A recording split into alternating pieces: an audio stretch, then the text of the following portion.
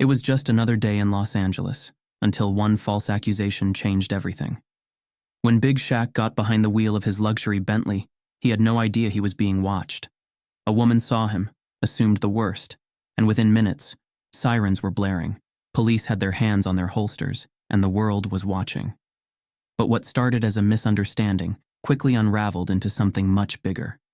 A story of bias, privilege, and a shocking twist no one saw coming. Before we deep dive into this interesting story, subscribe to our channel and tell us where you're watching from. Share in the comments below. In Los Angeles, casting golden streaks across the palm-lined streets. The air was thick with the warmth of the afternoon, a day that should have been like any other. But for Big Shaq, today was far from ordinary.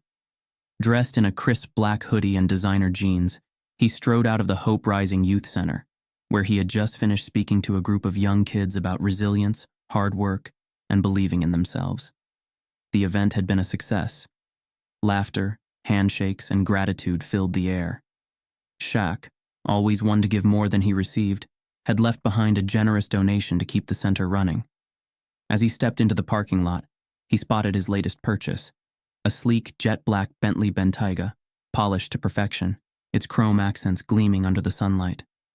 The SUV was a beast, powerful, elegant, unmistakably expensive. But to Shaq, it was just another car, another ride he could use to keep moving forward in life. Sliding into the driver's seat, he adjusted the mirrors, put on his sunglasses, and revved the engine. The sound rumbled through the quiet parking lot, turning a few heads, but Shaq wasn't looking for attention. He had one plan: head home, kick back, and enjoy the rest of his day. As he pulled onto the street, he felt something strange, a presence, someone watching. His instincts were never wrong. From the corner of his eye, he noticed a woman standing outside a high-end boutique, clutching a small designer purse. Her sharp features were frozen in an expression of suspicion, her eyes locked onto his car as if he had no business being behind the wheel. Shaq had seen that look before. That same look that questioned his presence in spaces he belonged to. He had spent his life proving himself, on the court, in business, in philanthropy.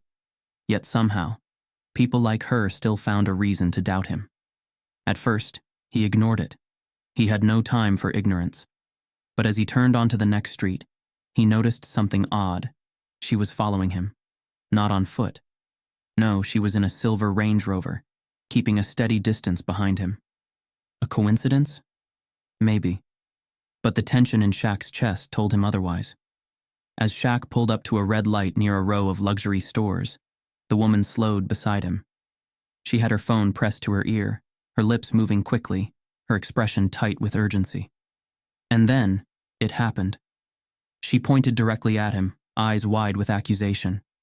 Her voice, though muffled through the glass, carried enough emotion to make it clear. She was making a report. Shaq exhaled slowly, gripping the wheel, his heartbeat steady but firm.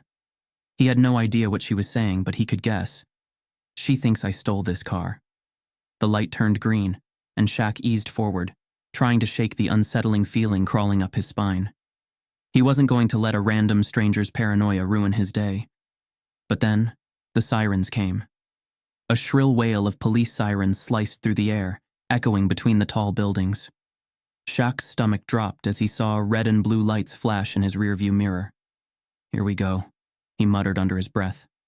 A convoy of police cars swarmed around him, their presence overwhelmingly excessive for what should have been a simple traffic stop. The SUV hadn't been speeding, hadn't run a light. There was no reason for this level of force. Yet here they were. Shaq signaled, carefully pulling over to the side of the road. The silver Range Rover stopped a few yards away, its driver still watching. The moment his tires hit the curb, the situation escalated. Before Shaq could even reach for his registration, 4 uniformed officers approached, hands resting dangerously close to their holsters.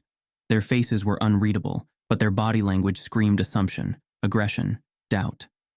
"Step out of the vehicle," the leading officer barked. Shaq inhaled deeply, staying calm. He knew how these things went. One wrong move, one misplaced word, and things could spiral out of control. "Can I ask what this is about?" he replied, his voice even but firm. We'll discuss that once you step out of the vehicle, the officer shot back. Shaq held back a sigh. He had nothing to hide, but he also knew that standing his ground could be misconstrued as defiance. With a slow, deliberate motion, he unbuckled his seatbelt and stepped out, his 7 feet 1 inch frame towering over the officers. He could see it in their eyes, a flicker of recognition, but not enough to change their approach. Hands where we can see them, another officer instructed. Shaq complied, his patience running thin. Now, can someone tell me what's going on? The woman from the Range Rover took a cautious step forward, her voice carrying over the tension-filled air. That's him, she said, her tone laced with certainty and privilege. That's the man I saw stealing the Bentley. Shaq's jaw tightened. Unbelievable. The officers exchanged glances, their grips on authority tightening. Shaq stayed silent for a moment, assessing the situation. He could feel the tension in the air, the unspoken bias hanging thick between them. No questions asked, no benefit of the doubt, just immediate suspicion. My name is Shaquille O'Neal, he finally said, his voice calm but unshakable. And this is my car. The officers hesitated. One of them looked at the Bentley, then back at Shaq, as if processing the information. The woman, however, was not backing down. I saw him, she insisted, stepping closer. He was acting suspicious. This is a mistake, but he's dangerous. I felt unsafe. Shaq let out a slow breath, clenching his jaw to stop himself from reacting. That was the game, wasn't it? Paint yourself as the victim, make them believe the worst. The lead officer turned to Shaq. Sir, do you have proof of ownership? Shaq reached into his pocket, slowly, deliberately, and pulled out his registration and ID. He handed them over without a word. The officer took a step back to inspect the documents. Meanwhile, Shaq turned his gaze to the woman, meeting her eyes with a level of disappointment she wasn't expecting. What made you so sure? He finally asked, his voice quiet but piercing. The woman faltered, just for a second. Then, she lifted her chin. I just knew something was off. Shaq nodded, exhaling sharply. Of course she did. The officers took a few minutes to run his information. As they did, the scene grew larger. Bystanders pulled out their phones, whispers filled the air, and within minutes, a small crowd had formed. Shaq stood there, arms crossed, waiting. Then finally, one of the officers returned. Well? Shaq asked, his patience thin. The officer cleared his throat. Everything checks out. Shaq let out a short, humorless chuckle. Of course it does. The woman, now realizing her mistake had been made public, took a hesitant step back. I didn't mean to cause trouble. I was just trying to... Shaq shook his head, his disappointment heavier than his anger. This wasn't new. It was just another day, another assumption, another battle fought without ever throwing a punch. But this time, the world was watching. And what happened next? Well, that was just the beginning. The sirens screamed through the afternoon air, bouncing off the sleek buildings and polished storefronts. The flashing red and blue lights reflected off the windows of parked cars, flickering like an omen. Shaq exhaled slowly, gripping the steering wheel with deliberate steadiness. He had been in tense situations before. High-stakes games, business negotiations, moments where every second mattered. But this was different. This wasn't about skill, wasn't about winning or losing. This was about something far more fragile. His presence, his existence, his skin. As his Bentley came to a full stop at the curb, the police cars boxed him in. 1, 2, 3, 4. Doors flew open in sync, and officers stepped out, hands resting dangerously close to their holsters. Shaq had seen enough incidents like this to recognize the body language. This wasn't a routine traffic stop. This was a hunt. Through the windshield he could see the woman, the one who had made the call, standing at a distance near her silver Range Rover. She was still on the phone, her gestures exaggerated, her lips moving fast. Even from here, Shaq could read the story she was spinning. He had stolen a luxury vehicle. He was a threat. She had felt unsafe. The script never changed. A voice crackled through the police radio, but Shaq couldn't make out the words. What he could make out, however, was the stiffness in the air, the way the officers were already convinced they had their man. The lead officer, a tall, broad-shouldered man with a hardened face, walked toward the driver's side window. His gaze was sharp, his stance rigid. The way he looked at Shaq was the way one might look at a loaded weapon. Dangerous, unpredictable, requiring control. Shaq didn't move. He had been raised to never make the first move in situations like this. He knew the game. "Roll down the window," the officer commanded. Shaq did, keeping his hands visible on the steering wheel. The officer scanned the interior of the car, his eyes darting from the dashboard to the center console, looking for anything at all, to justify his suspicion. "This your vehicle?" Shaq nodded. "Yes, sir." The officer's jaw twitched. "License and registration." Shaq moved slowly, deliberately.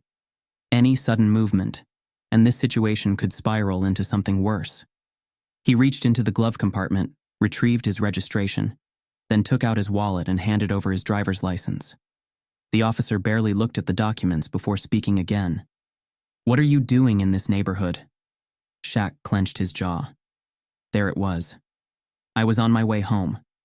The officer let the words hang for a moment before glancing back at his partner. "Step out of the car." Shaq knew better than to argue. He pushed the door open, unfolding his 7 feet 1 inch frame out of the Bentley. The moment he stood up, the shift was almost palpable. Officers adjusting their footing, hands subtly flexing toward their weapons, as if the sheer size of him had suddenly made him more dangerous. A crowd was forming on the sidewalk. People had their phones out, cameras rolling. The spectacle had begun. As Shaq stood there, the weight of past experiences settled over him like a heavy coat. He thought of the first time he had been pulled over at 16, driving his mother's old Honda. No ticket, no reason. Just an officer asking if the car was stolen. He thought of college, the time he had been stopped while walking near campus because he fit the description of someone the police were looking for. He thought of his teammates, his friends, his family, all the times they had told him about their own encounters. Stories that were too similar, too frequent, too predictable. And now, even with all his wealth, fame, and success, he was standing on a street corner, being treated like a criminal for driving his own car. The irony was bitter. The second officer, this one younger, leaner, stepped up beside the lead.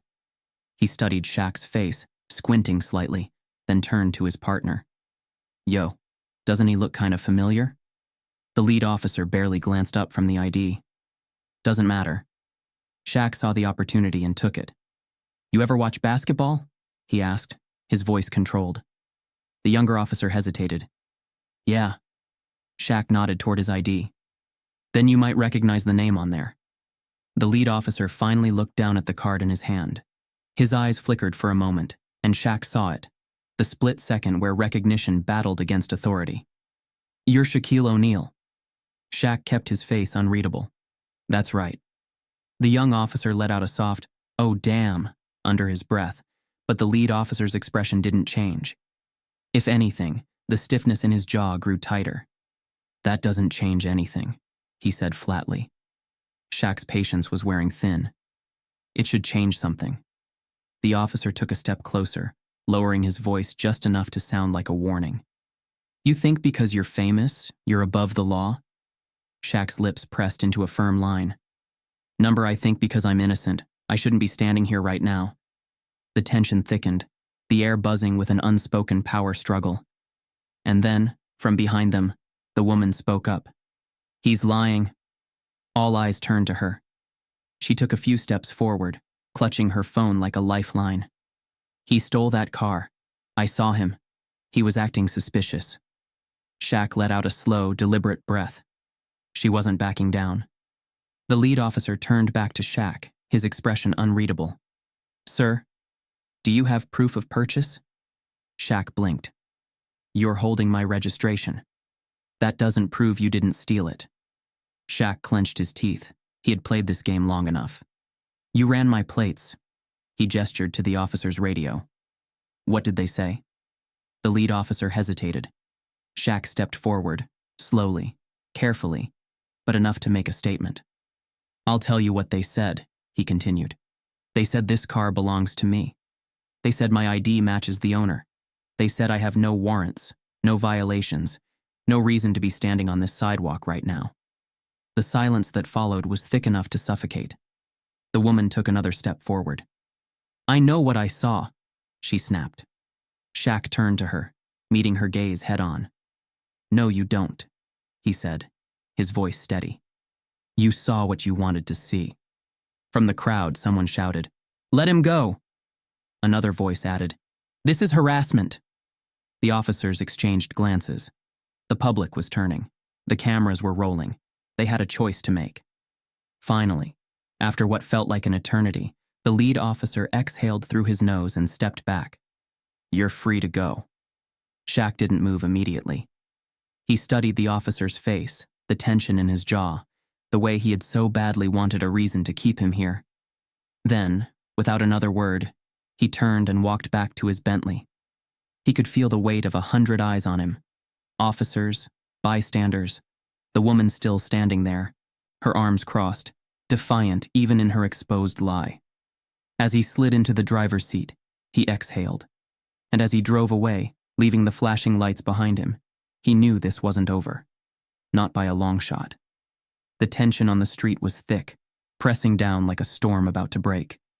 Shaq remained calm, standing beside his Bentley, his towering frame still and composed. The officers had loosened their aggressive stance, but the situation wasn't over. Not yet. Because Catherine Holloway wasn't done lying. Across the street, she still clutched her phone, her fingers gripping it so tightly her knuckles had gone white. Her heart pounded, not with fear, but with something else, something more desperate. She had made a mistake, but she couldn't afford to admit it. So she did what people like her had done for centuries.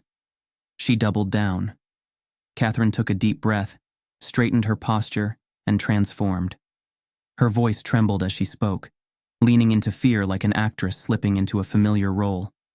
I don't feel safe, she stammered, turning toward the lead officer.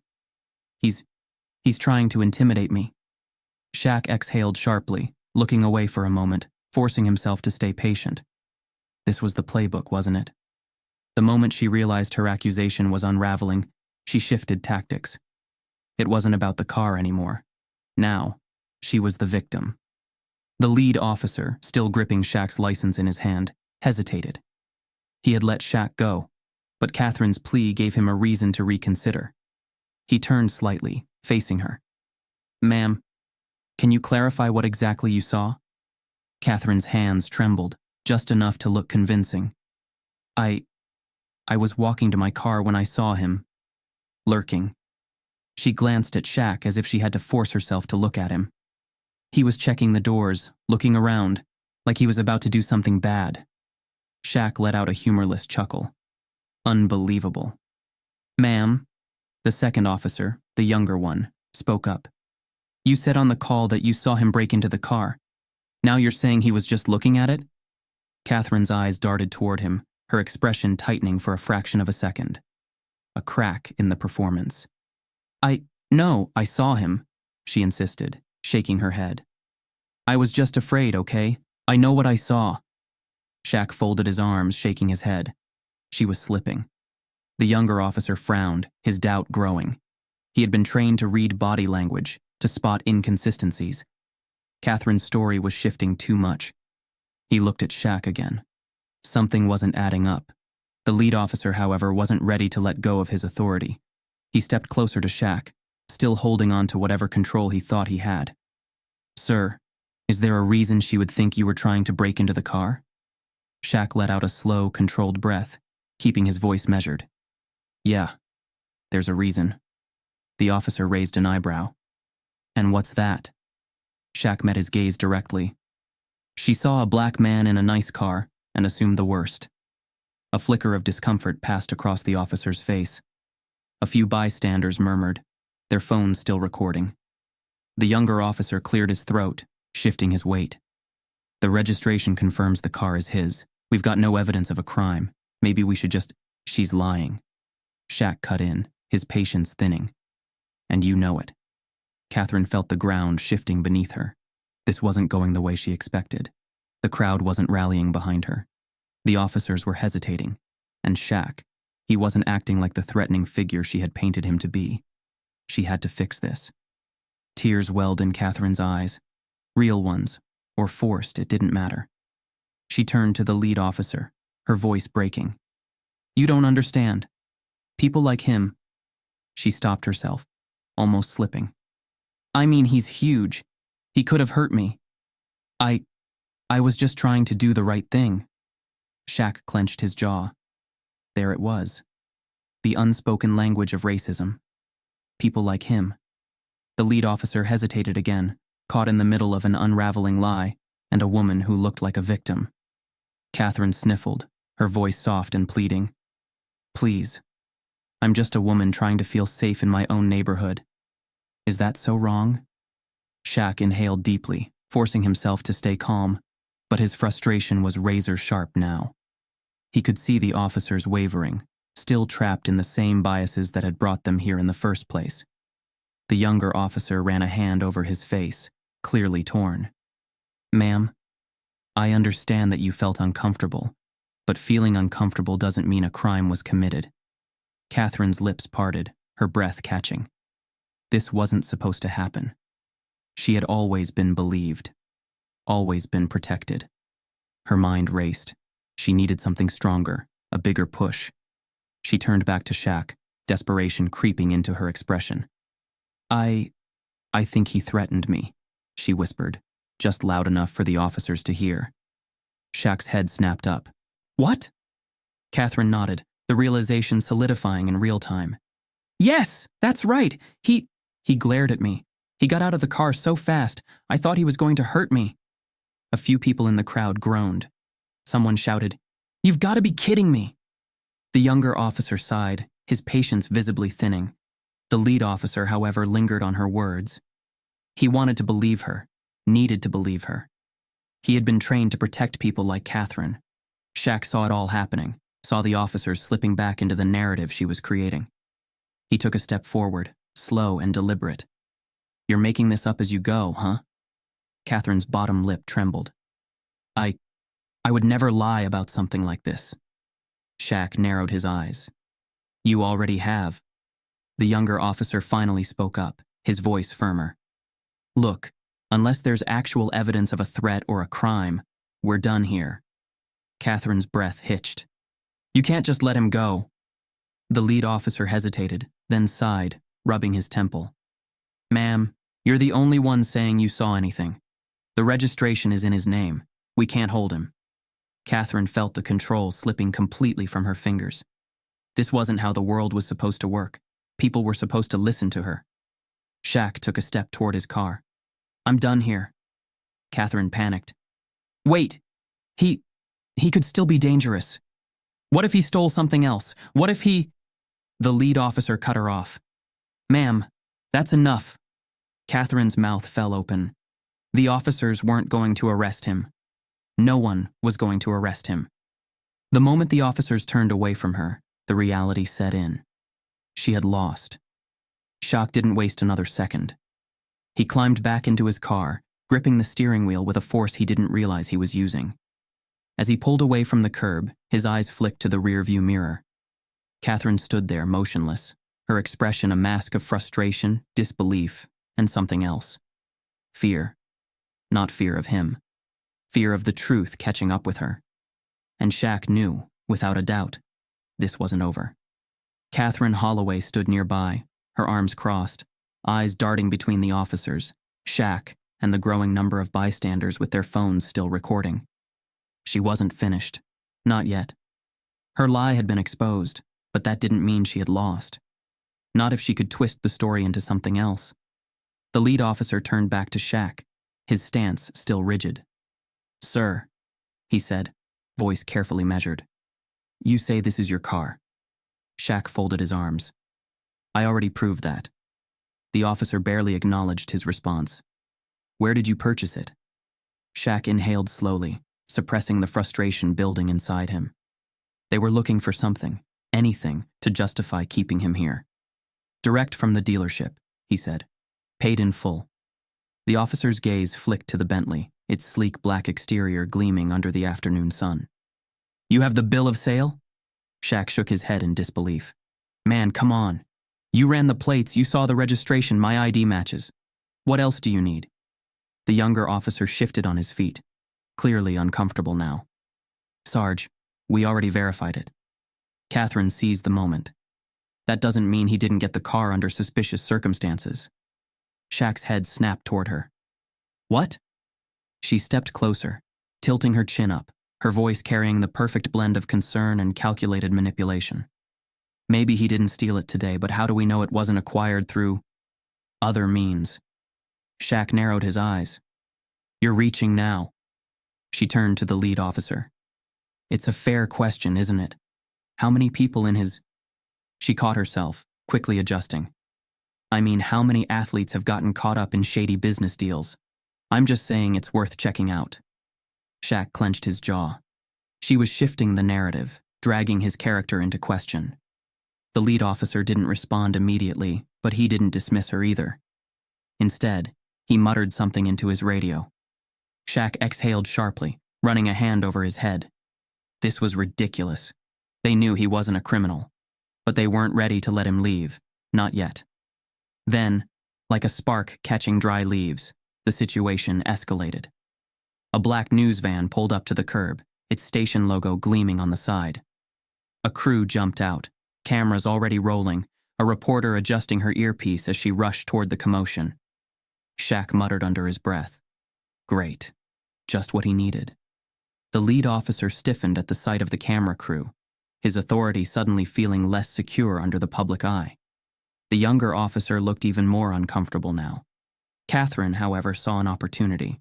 She turned on the performance in an instant, eyes widening as if she had just remembered how shaken she was. "Oh, thank God the news is here." Shaq stared at her, dumbfounded. "You've got to be kidding me." The reporter, a woman in her early 40s with sharp features and a practiced smile, strode up to Catherine first. "Ma'am, we saw some footage online. Can you tell us what happened?" Catherine's expression shifted seamlessly into one of fragile distress. She took a small step closer to the reporter, ensuring the cameras would capture her from the right angle. "It was terrifying," she breathed, her voice quivering just enough. I was just minding my business, and then I saw this man acting suspiciously around a luxury vehicle. I didn't know what was going on. She swallowed hard, blinking rapidly. "I just reacted the way any responsible citizen would." Shaq couldn't believe what he was hearing. "You reacted by making up a lie," he said flatly. Catherine turned to him, her eyes shining with artificial hurt. "I was just trying to protect my community." The reporter looked at Shaq. "Sir, what's your side of the story?" Shaq inhaled, centering himself. He couldn't afford to be reckless with his words. Not here. "My side?" he said, voice calm but pointed. "I was driving home after a charity event when this woman decided I didn't look like I belonged in my own car. So she called 911 and made up a story. That's my side." Catherine let out a soft gasp, shaking her head in mock disbelief. "I would never—" Shaq cut her off. "You already did." The crowd murmured, their attention swinging between Shaq and Catherine. The reporter's earpiece crackled and she held up a finger, signaling for patience. Then she turned back to Shaq. "Mr. O'Neill, we've heard speculation that this incident may have been a misunderstanding, but some are wondering. Do you believe this was racial profiling?" Shaq didn't even hesitate. "Yes." Catherine stiffened beside the reporter. "That's ridiculous." Shaq turned to her, his voice steady. "Is it?" The reporter leaned in, clearly interested now. "Can you elaborate?" Shaq shifted his stance, making sure to meet the camera head-on. "If I looked different, do you think we'd be standing here right now?" He gestured toward the police. "Do you think I'd have been pulled over, questioned? Do you think she would have felt unsafe just from seeing me in my own car?" The murmurs in the crowd grew louder. A few people nodded. Catherine scoffed, her frustration slipping through the cracks of her performance. "Oh, please. Don't turn this into something it's not." Shaq tilted his head, studying her. "What is it then?" She opened her mouth, then closed it. The reporter turned back to her. Ma'am, earlier you said you saw him breaking into the vehicle. Now it seems like you're saying you were just suspicious. Which one is it? Catherine's face went pale. She swallowed, eyes darting toward the lead officer. I just... The officer looked away. And in that moment, she realized she was alone. The energy of the street had changed. People weren't believing her anymore. The police weren't supporting her. The narrative had slipped out of her control. Shaq watched her, waiting for her next move. She could apologize. She could admit she was wrong. But instead, she let out a short, bitter laugh. You know what? Fine. Maybe I overreacted. Maybe I misread the situation. But can you blame me? Look at how the world is these days. Shaq let out a slow breath. There it was. The final attempt to deflect, to justify. The reporter gave a polite smile, sensing that the real story had already written itself. She turned back to the camera.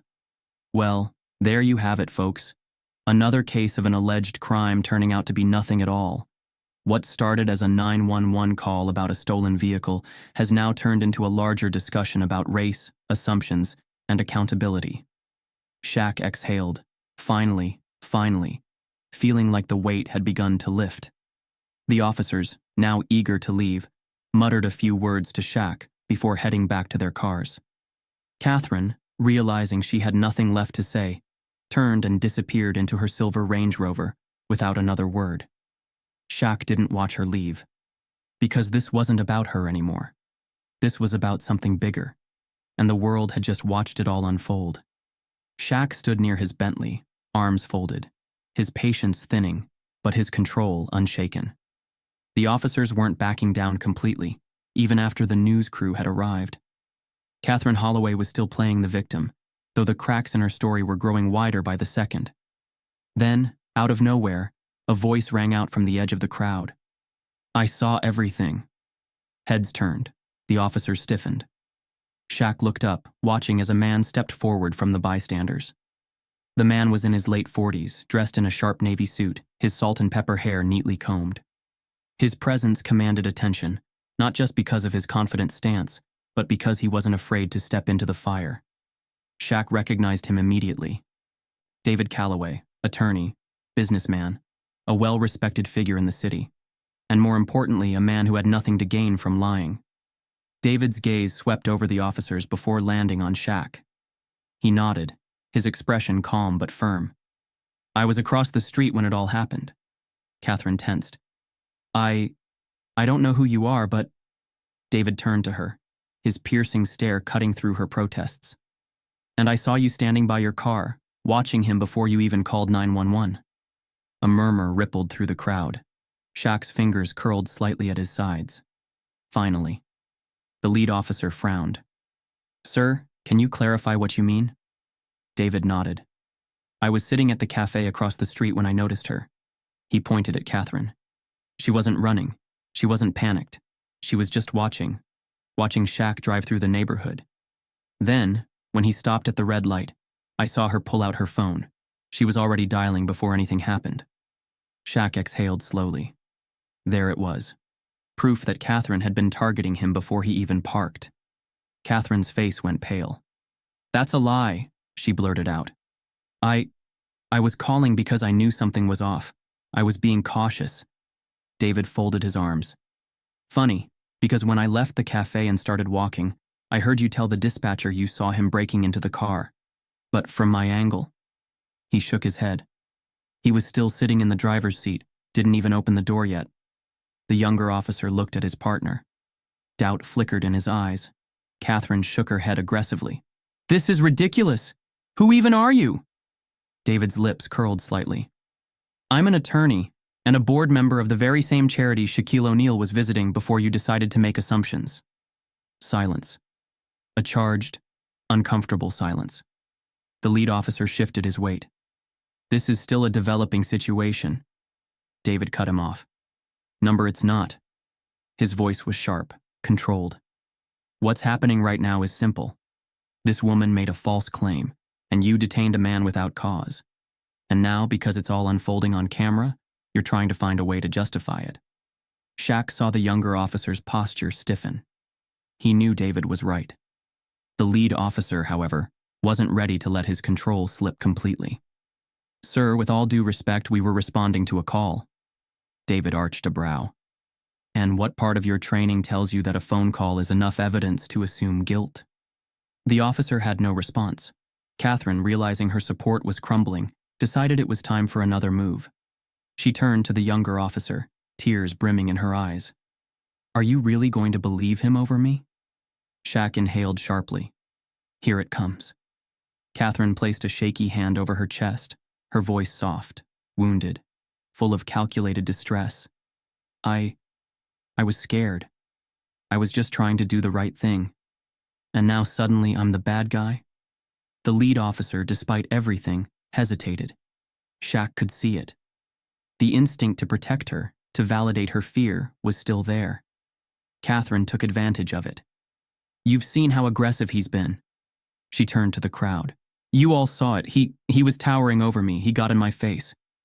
Shaq closed his eyes for a beat. There it was, the final act of desperation. The moment when she realized her story had been shattered and resorted to rewriting the narrative once again. The crowd wasn't buying it, but the officers, they weren't so sure. The lead officer turned back to Shaq. "Sir, did you raise your voice at her?" Shaq laughed under his breath. "Unbelievable. I barely said a word to her until she started lying on camera," he said. David, growing impatient, shook his head. "This is ridiculous. You're still entertaining her nonsense when you've already proven this car belongs to him?" The younger officer looked at Catherine now, really looked at her, and something shifted. "I think we've wasted enough time here," he muttered.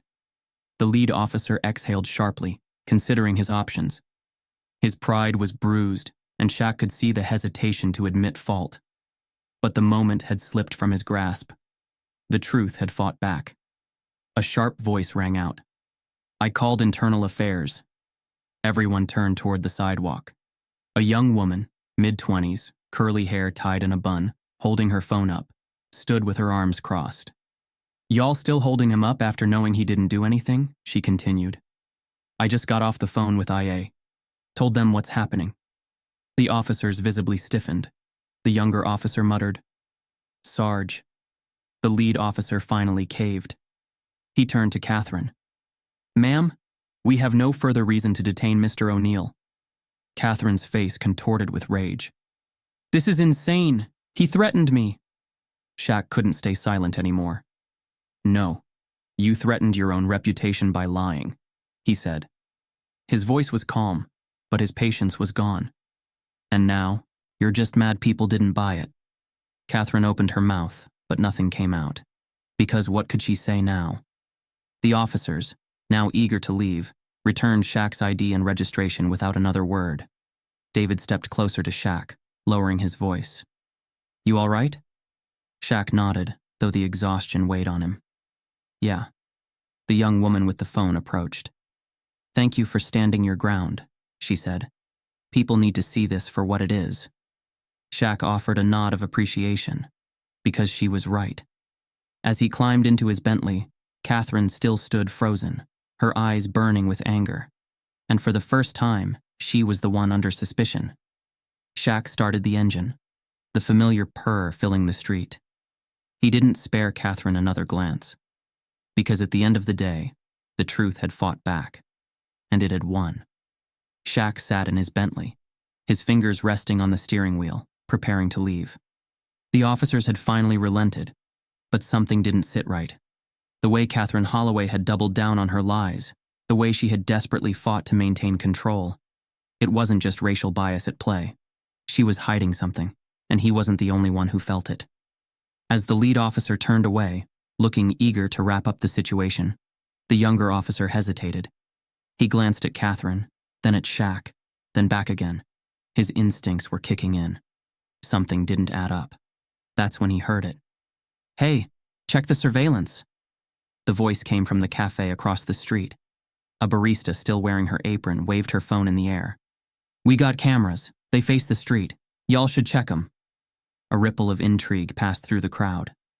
The younger officer straightened. "Hold up," he muttered. Shaq's foot hovered over the gas pedal.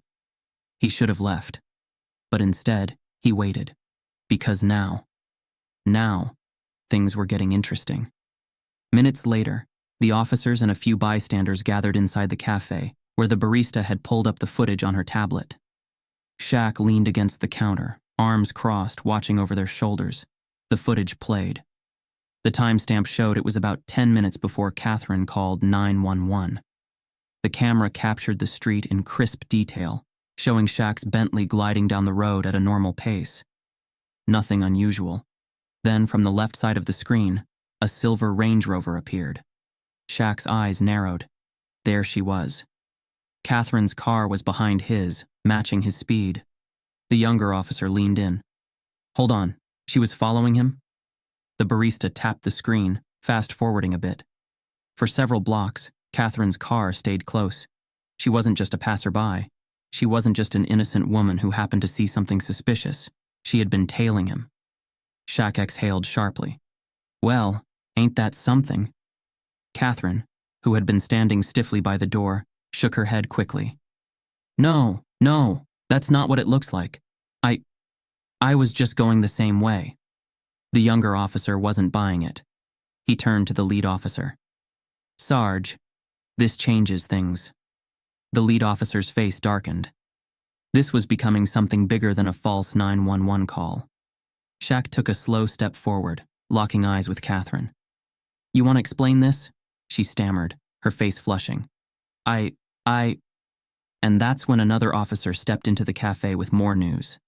The officer held a phone in his hand, his expression unreadable. Dispatch just ran a check on her.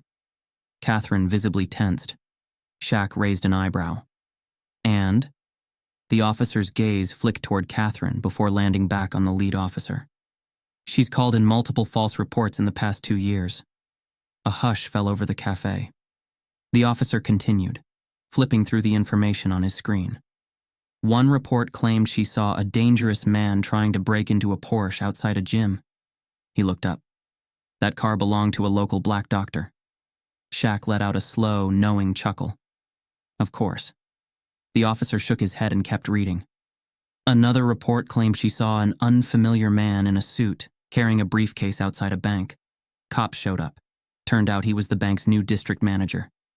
Catherine took a small step back. Shaq's expression hardened. This wasn't just about today. This was a pattern. A long, ugly silence followed. Catherine's hands clenched into fists. This isn't fair. I was just... The lead officer turned to her sharply. Ma'am, enough. Catherine's mouth snapped shut. For the first time that day, she was no longer the victim. The energy in the room had shifted completely. The cops no longer looked at Shaq like a suspect. They weren't looking at him much at all. Their attention was on Catherine. Shaq could see it in their faces, the quiet realization that they had been played, that their biases had led them straight into her trap. The younger officer cleared his throat. Sarge, we might need to bring her in. Catherine's head snapped up. What? Shaq tilted his head slightly. Now this was poetic. The lead officer hesitated, clearly weighing his options. Finally, he exhaled and turned toward Catherine. Ma'am, we need you to come with us for questioning. Catherine let out a sharp, bitter laugh. You're arresting me? The officer didn't confirm or deny.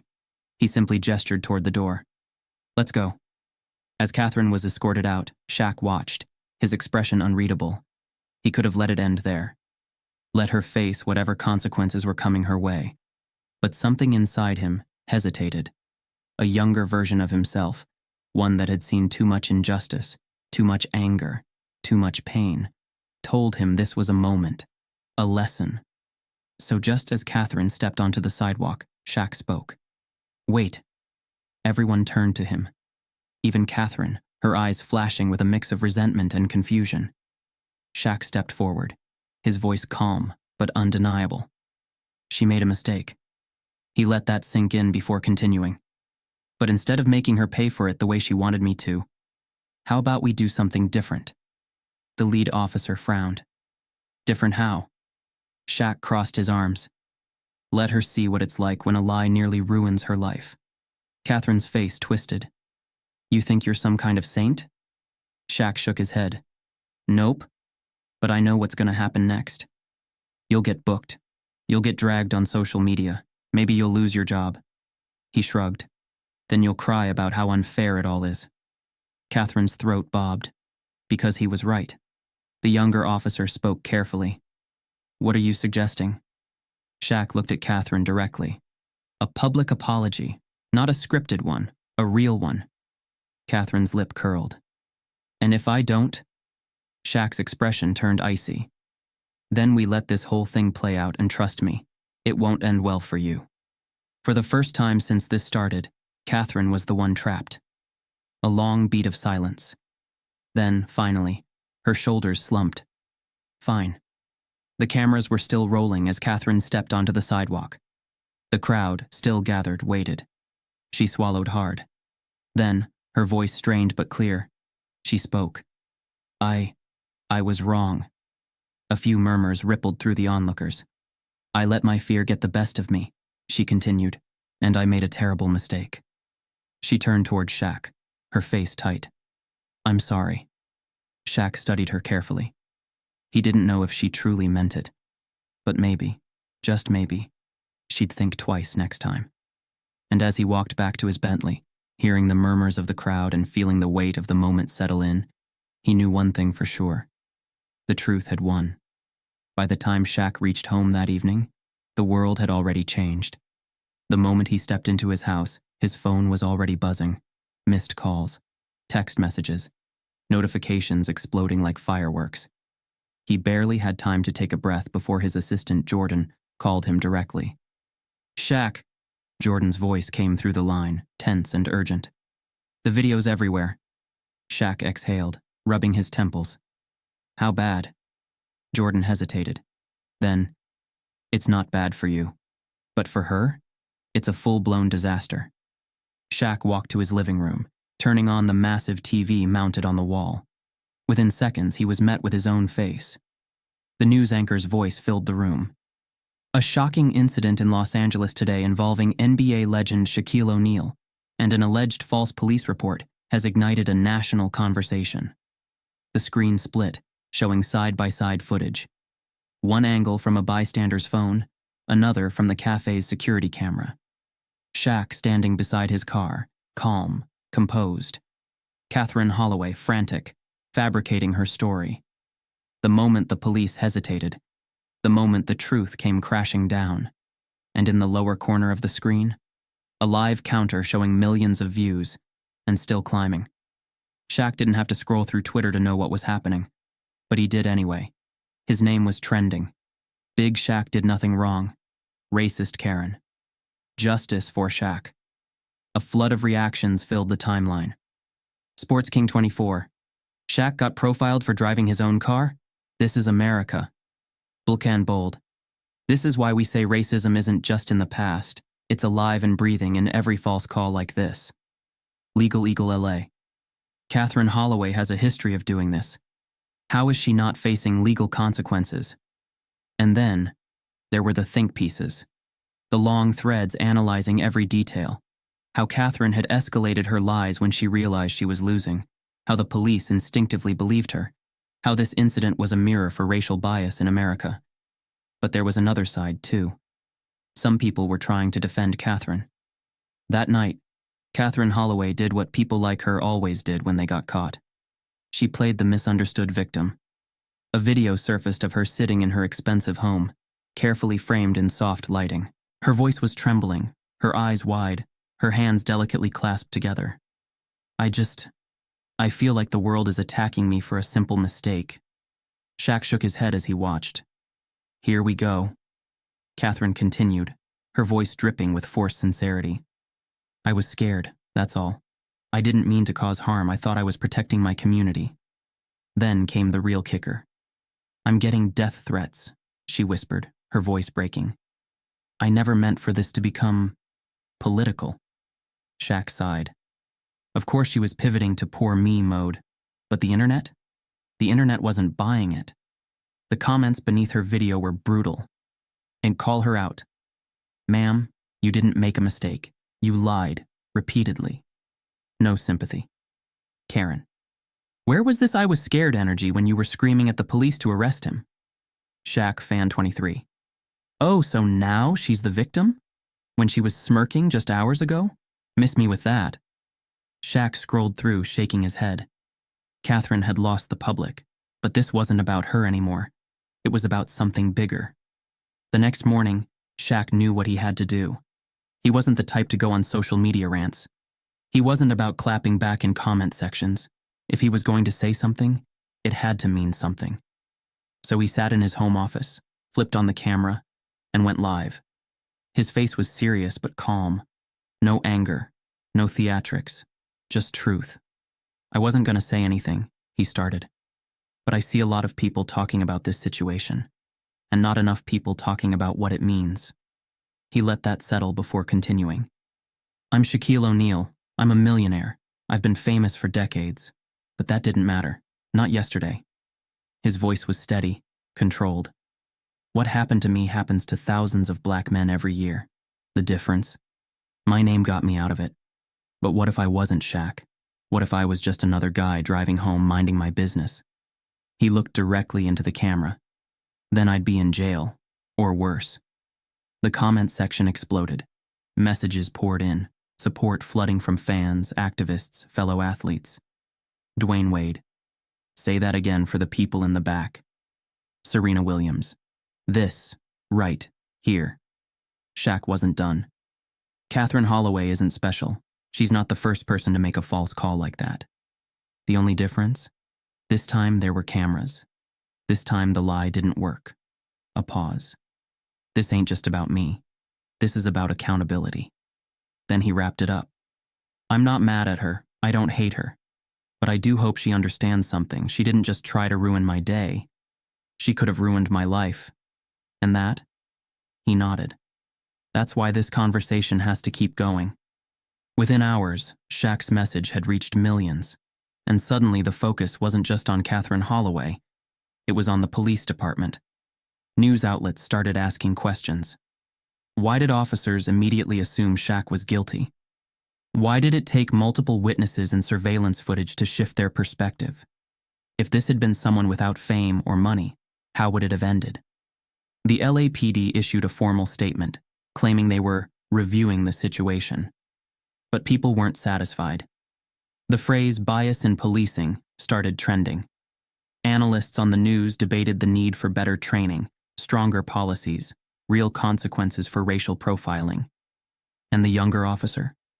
The one who had hesitated, who had seen through Catherine's lies? He leaked an anonymous statement to the press. I didn't like how it played out. I knew we were wrong, but I followed orders. And that's the problem. We're trained to believe people like her. We don't even question it. And we should. Shaq read the article twice. Maybe, just maybe, something was changing. By the end of the week, Shaq's name was still trending, but the conversation had evolved. People were talking about false accusations, about police reform, about why, in 2025, black men still had to prove their innocence before being seen as human. Catherine Holloway? She lost her job. The company she worked for issued a statement cutting ties with her. She disabled her social media. And as far as the public was concerned, she had made herself irrelevant. Shaq didn't celebrate. He didn't post another video. Because this was never about winning. It was about being seen. And for once, the truth wasn't ignored. The fallout was swift. 3 days after the incident, the Los Angeles County District Attorney's Office announced that Catherine Holloway was being charged with filing a false police report. It wasn't a felony, but it was a start. The charge carried potential fines, community service, and even jail time if the court saw fit. But the real punishment? The court of public opinion had already sentenced her. She had lost her job. Her reputation was in tatters. Every time someone searched her name, the footage of her desperate, unraveling lies would pop up, forever a stain on her once perfect social image. But despite all that, Catherine Holloway still refused to apologize. The press swarmed her home, cameras flashing, microphones shoved toward her as reporters hurled questions. Ms. Holloway, do you have a statement? Do you regret calling 911? Do you think you were treated fairly? Catherine stood in her driveway, her jaw tight, her arms crossed as if shielding herself from the world. She still didn't think she had done anything wrong. Finally, she spoke. "This has been a nightmare," she said, her voice cold. "People twisted what happened. I was just trying to protect my community. I never meant to hurt anyone." A reporter fired back. "Are you saying you still believe Shaquille O'Neal was a threat?" Catherine's lips parted slightly, as if she wanted to say yes, but she knew better. Instead, she dodged. "I just did what I thought was right. No apology, no responsibility, just deflection." The clip circulated online within minutes, and if there had been any doubt before, now there was none. She wasn't sorry. But Shaq had already made his choice. Sitting in his home, Shaq watched the interview, arms folded. Jordan, his assistant, sat across from him, shaking his head. "She's really gonna ride this poor me thing all the way to the end, huh?" Shaq sighed. "Not surprising." Jordan leaned forward. "You gonna respond?" Shaq thought about it. Thought about what people wanted him to do. Drag her. Call her out. Make her pay. But he wasn't interested in that. Never had been. He looked out the window, exhaling. "Nah." Jordan raised a brow. "Nah?" Shaq turned back, his expression firm but calm. "What do I gain from holding on to this? She did what she did. She got exposed. She's dealing with the consequences." He shook his head. "I got too much life to live to carry anger for people like that." Jordan studied him, then nodded. "That's real." Shaq leaned back in his chair. "She'll never apologize, and honestly, I don't need her to. Because forgiveness wasn't about her. It was about him. While Catherine was dealing with her own downfall, the LAPD was under intense scrutiny. The footage had exposed everything. The way the officers had jumped to conclusions. The way they had almost let Catherine's lie dictate the course of the situation. And the public wanted accountability. The police department held a press conference, addressing the backlash. The chief stood at the podium, his face grim. "We recognize that the handling of this situation was not up to the standard our community deserves." Shaq watched from home, arms crossed. This was damage control. He'd seen it before. Then, the chief continued. "As of today, Officer Daniel Briggs, the lead officer in this case, has been placed on administrative leave pending further investigation." Shaq raised an eyebrow. He hadn't expected that. Briggs, the officer who had been the most aggressive, the most determined to believe Catherine's story, was being forced to face the consequences. The younger officer, however, wasn't suspended. Instead, he was being reassigned for additional training. Shaq exhaled slowly. He wasn't sure if training could fix deep-rooted bias, but at least it was something. And whether or not the department truly cared, they had been forced to act. Outside of the police response, something bigger was happening. People, regular people, were showing up for Shaq in ways he hadn't expected. A mural appeared downtown, a massive painting of his face next to the words, "Driving while black is not a crime." At the Hope Rising Youth Center, the charity he had been supporting, donations skyrocketed. People wrote messages of support, thanking Shaq for handling the situation with grace, for standing his ground but refusing to let it turn him bitter. And at a Lakers game later that week, when he walked into the arena, the entire crowd stood up. A standing ovation. Not for a dunk, not for a championship, but for being a man who handled injustice with dignity. A few days later, a journalist asked him during an interview, "If you could say one last thing to Catherine Holloway, what would it be?" Shaq thought for a moment. Then he said, "I'd tell her I hope she learns." The journalist looked surprised. "You don't wish anything worse for her?" Shaq shook his head. "She's already dealing with enough. But my hope? My real hope?" He leaned forward. "Is that next time she sees a black man in a nice car, she doesn't assume the worst." A pause. Then he added, "And I hope the next cop who gets a call like that asks more questions before jumping to conclusions." Because at the end of the day, he refused to let hate shape him. Catherine Holloway's actions, they were on her. The officer's mistakes, that was on them. But how Shaq chose to move forward, that was on him and he refused to let the weight of one woman's ignorance stop him from being the man he was meant to be. The days turned into weeks, but the echoes of that afternoon on the street never faded. What had started as one woman's lie had become a national conversation, a reckoning, a shift in how people saw the world around them.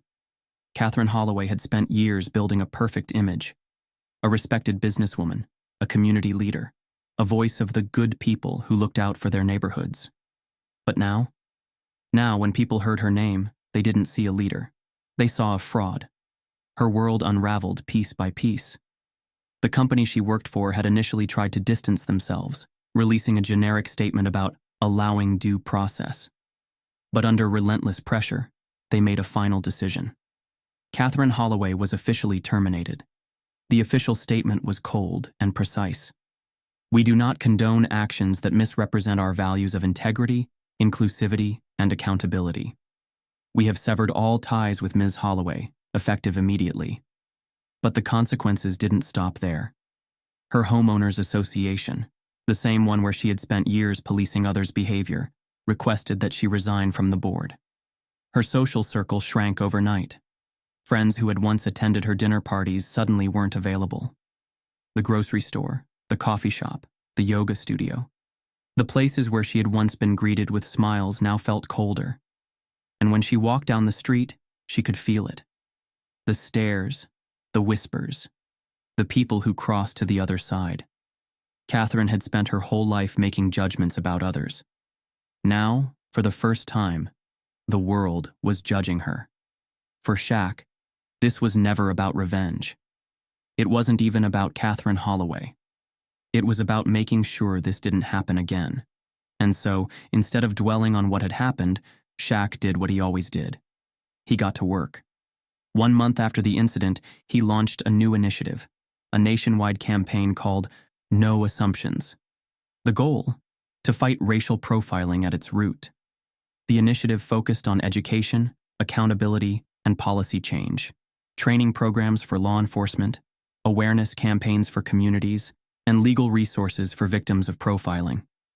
Within days, athletes, actors, and activists rallied behind him. Donations poured in. Companies pledged support. Cities signed up for the training programs. It wasn't just talk, it was action.